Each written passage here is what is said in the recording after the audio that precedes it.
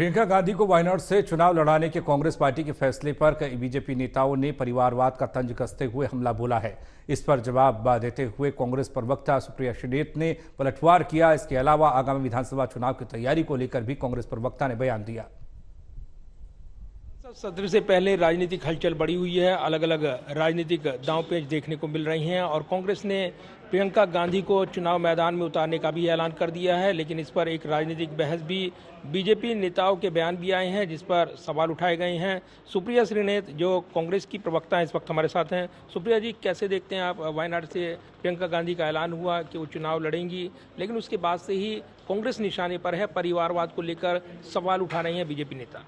BJP नेता पहले कुछ हमारे सवालों का जवाब दें। 24 लाख बच्चों ने नीट की परीक्षा दी थी, उनके भविष्य पर जो असमंजस की स्थिति बनी है इसके लिए जवाबदेह कौन है? बालासोर में इतना बड़ा रेल हादसा हुआ, फिर एक साल बाद उसी महीने में पश्चिम बंगाल में हुआ, इतने लोगों की मौत हुई, उसका जिम्मेदार कौन है?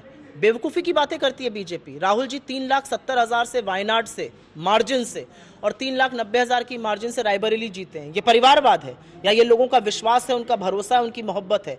ये फैसला तो हम करेंगे ना कि कौन कहां से चुनाव लड़ेगा। हमारे अध्यक्ष करेंगे ये फैसला, और ये फैसला खरगे जी ने और राहुल जी ने सबने मिलकर किया कि प्रियंका जी चुनाव लड़ेंगे। असलियत ये है कि बीजेपी की सिट्टी पिट्टी गुम है। बीजेपी को पता है कि एक राहुल जी तो संभल नहीं रहे थे उनसे सदन में, और अब प्रियंका जी भी आ रही हैं, इंडिया के प्रबल नेता भी आ रहे हैं। क्या होगा इन बेचारों का, ये सोचकर परेशान है बीजेपी। मेरा अपना मानना है कि पापा मैं बीसीसीआई चलाऊंगा, भले मैं बल्ला ना पकड़ पाऊं। वो परिवारवाद की बात करेंगे। राजनाथ सिंह का बेटा, कल्याण सिंह का बेटा, कलराज मिश्रा का बेटा, गोपीनाथ मुंडे के बच्चे, पूनम महाजन, फलाना ढिमकाना, सब रहेंगे पार्टी में। पीयूष गोयल से लेकर रविशंकर प्रसाद, ये सब डायनास्ट्स हैं, तब कोई दिक्कत नहीं है।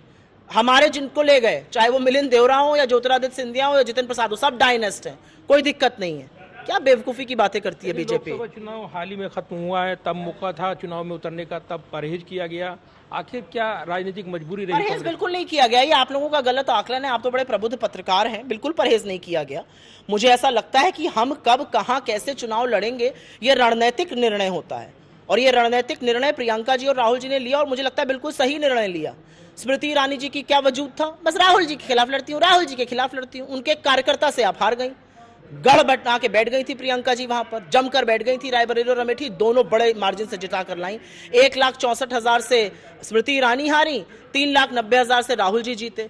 तो असलियत यह है कि एक रणनीतिक फैसला था। अगर दोनों लोग लड़ जाते तो दोनों लोग वहीं पर केंद्रित हो जाते। ऐसा नहीं संभव था। राहुल जी को प्रचार करना था, प्रियंका जी ने बागडोर संभाली, चुनाव हो गया, दोनों जगह से जीत गए। नैतिक जीत है उनकी। दक्षिण से भी जीतते हैं, पूरा उत्तर से भी जीतते हैं।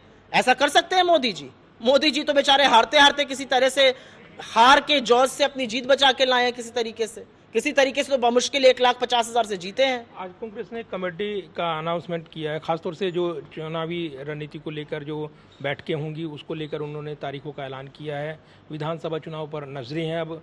महाराष्ट्र से लेकर हरियाणा से लेकर झारखंड से लेकर जम्मू कश्मीर में आगामी विधानसभा चुनाव की तैयारी को लेकर अब बैठकें देखने को मिलेंगी। क्या हम रणनीतिक तौर पर इसको देखें कि कांग्रेस पूरी तरह से तैयार है उपचुनाव लड़ने के लिए, रणनीतिक तौर से तैयार है जो अभी विधानसभा चुनाव होंगे उसके लिए।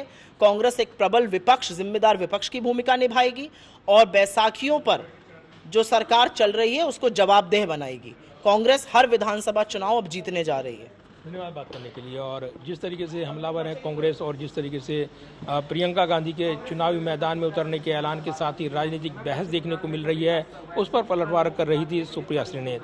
कैमरामैन विदर्भी के साथ प्रदीप कुमार, टोटल न्यूज़, दिल्ली।